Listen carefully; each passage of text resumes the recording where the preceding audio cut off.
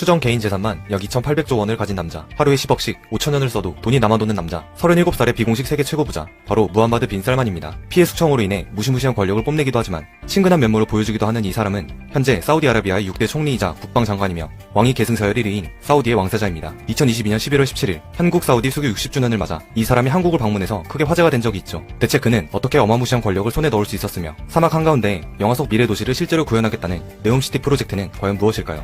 빈 살만은 1985년생으로 다이아 수저를 뛰어넘어 깨지지 않는 레드 다이아 수저로 태어납니다. 사우디아라비아를 세운 초대 국왕 이븐 사우드의 손자이죠. 하지만 그가 왕세자가 되기까지는 많은 걸림돌이 있었는데요. 그에게는 왕의 자리를 노리고 있는 수많은 큰아빠와 사촌이 있기 때문이죠. 잠깐 사우디아라비아를 살펴보자면 애초에 사우디아라비아는 아라비아 반도 전역에 존재하는 22개 부족을 통합하여 세운 연합왕국입니다. 초대 국왕이었던 이븐 사우드는 22명의 부인을 두며 서로 다른 부족을 통합하려고 했는데 그에 따라 총 49명의 자녀를 두게 되죠. 이븐 사우드의 사후, 사우디아라비아는 그의 아들들이 돌아가며 왕위를 차지하는 형제 세습이 이루어졌습니다. 빈 살만의 큰아버지들이 형제 세습을 해왔으며 그의 큰아버지만 해도 수십 명이었기 때문에 빈 살만이 아무리 능력이 좋아도 그가 왕위 근처에 가기는 어려웠다는 평가가 지배적이었습니다. 그러다 2015년 빈 살만에게도 기회가 찾아오게 됩니다. 빈 살만의 아버지가 왕세제 차례가 되어 7대 왕위에 오르게 되었고 리야드의 킹 사우드 대학 법학부를 졸업한 빈 살만은 왕세제가 된 아버지를 보좌하기 시작했습니다. 아버지가 왕이 되자 그는 국방장관에 임명되며 국가 무장력을 틀어지게 되었고 주요 권력들을 손에 넣기 시작했습니다. 이때 빈 살만의 나이 불과 30살이었죠. 그래도 아직 아버지 때의 형제 세습을 고려하면 빈 살만에게 차례가 올지는 불투명했습니다.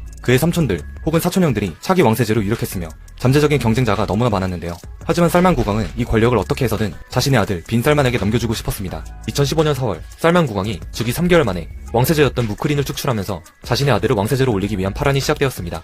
2년 후인 2017년에는 당시 왕위 계승 1순위였던 조카마저 쫓아내고 친아들 빈 살만에게 모든 권력을 몰아줌에 따라 빈 살만은 왕세제 자리에 오르게 됩니다. 그렇게 빈 살만은 국방장관과 왕실 직속 경제개발위원장 외에 제1부총리라는 정치 권력까지 장착하게 되었죠. 수십 년간 이어진 사우디 왕가의 형제 세습에서 최초로 부자 상속이 확정된 순간이었습니다.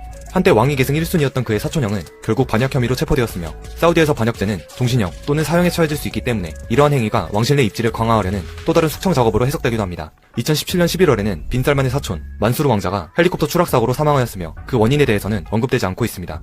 참고로 맨체스터 시티 구단주로 잘 알려진 만수르 아랍에미리트 왕자와는 다른 인물입니다. 왕위 계승 서열 1위에 등극한 그는 그 누구도 부패 혐의에서 살아남을 수 없을 것이다. 그가 왕자나 장관일지라도 말이다. 라는 매서운 발언을 통해 사우디아라비아의 부패 척결과 개혁을 추진하기 시작했습니다. 그의 발언은 단순한 보여주기식 위협이 아니었고 실제로 약 500여 명에 달하는 사우디 고위급 관료와 왕자들을 체포해 리츠 칼튼 호텔에 감금해버렸으며 이들이 돈을 이용해 해외로 망명하지 못하도록 사우디 은행에 2천여 개의 계좌를 동결시켰습니다. 빈 살만의 대숙청은 생각보다 무시무시했습니다. 호텔에 감금된 이들은 대부분의 시간을 구타와 폭행이 동반된 신문으로 보내야 했고 몇몇 수감자들은 다시 감옥으로 이송되거나 가택연금에 처해지기도 했습니다. 이러한 숙청은 2019년까지 지속되었고 그렇게 빈 살만은 부정부패가 있는 왕족들을 철저히 숙청해서 재산을 환수했고 정치적 정적까지도 제거함으로써 절대 권력을 더욱 공고히 합니다. 이 숙청 기간 동안 약 381명의 인원이 체포당했으며 환수한 국고의 규모는 1,070억 달러에 달한다고 하네요. 그리고 2022년 9월에는 살만 국왕으로부터 총리직을 양도받으며 차기 국왕이 될 길을 탄탄히 걷게 됩니다. 권력을 잡자마자 대규모 숙청을 통해 사우디아라비아 왕가에 만연했던 왕족들의 부패와 파벌 싸움을 한방에 정리한 빈 살만은 모든 것을 할 수 있다라는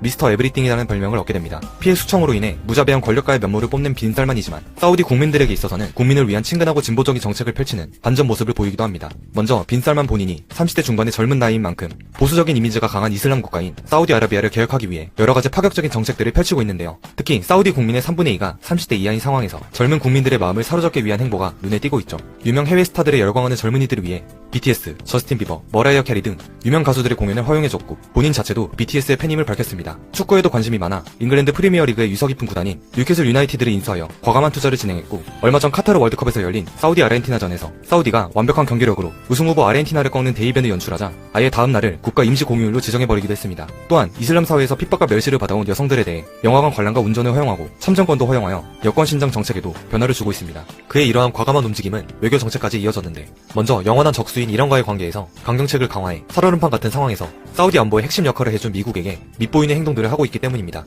앞서 언급했듯이 그동안 사우디는 중동에서 대표적인 친미 국가였고 미국 또한 사우디 석유의 제1고객으로서 서로 상생하는 관계였습니다. 그러나 최근 유가 상승과 미국의 셰일가스 의존도가 높아지면서 사우디 석유의 미국 지분이 낮아지고 있었고 미국의 적수인 중국의 비율이 높아졌던 것이죠. 이러한 상황에서 석유 생산을 늘리라는 미국의 요구에 빈 살만의 사우디는 오히려 석유 감산이라는 선택을 해 미국의 뒤통수를 제대로 가격했습니다. 이에 대해 바이든 미국 대통령이 빈 살만에게 국제사회의 왕따로 만들겠다라고 발언했지만 사우디는 미국의 경쟁자인 중국과 원유 수출을 두고 논의하고 있습니다.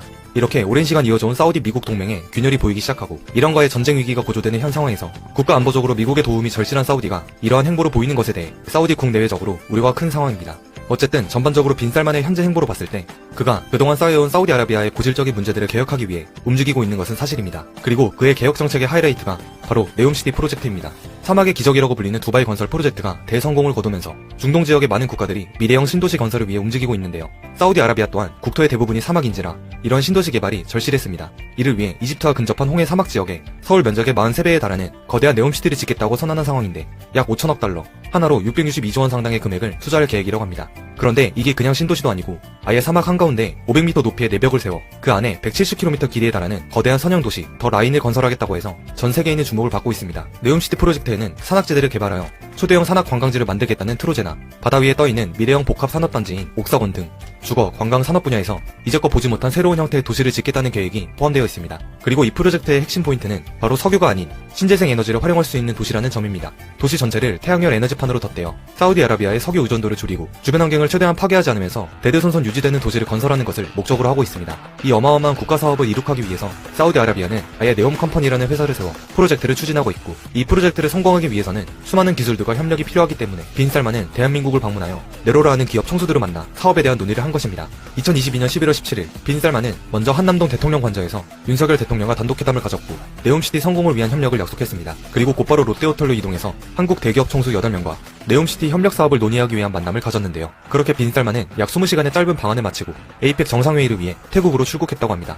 그가 서울에 머무르는 동안 송호동의 롯데호텔에서 1박에 2,200만원 하는 VIP 객실에서 하루 동안 머물렀으며 수행원들이 투숙할 객실과 안전상의 이유로 400개 정도 객실을 2주간 예약했다고 합니다. 그리고 이로 인해 예약이 취소된 손님들에게는 수백만원 상당의 쿠폰으로 보상해줬다고 하네요. 또한 빈살만은 전용기 14대를 동원해 침대, 소파 등을 직접 가져왔으며 1억원 상당의 식기도구를 구입해 사용했습니다. 행보 하나하나마다 플렉스가 넘쳐오르는 빈살만. 과거 시대의 낡은 관습을 철폐하고 개혁군주를 꿈꾸는 그는 과연 사우디아라비아에 어떤 변화를 가져올까요?